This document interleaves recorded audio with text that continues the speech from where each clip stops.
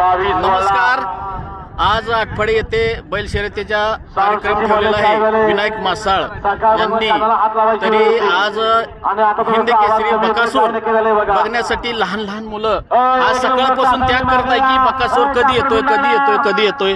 तर बाळा तुझं नाव काय? ओम आनंद बंडगर. ओम आनंद बंडगर. हो का, हे लहान मुलगा आहे बंडगर मासाळवाडीचा आहे.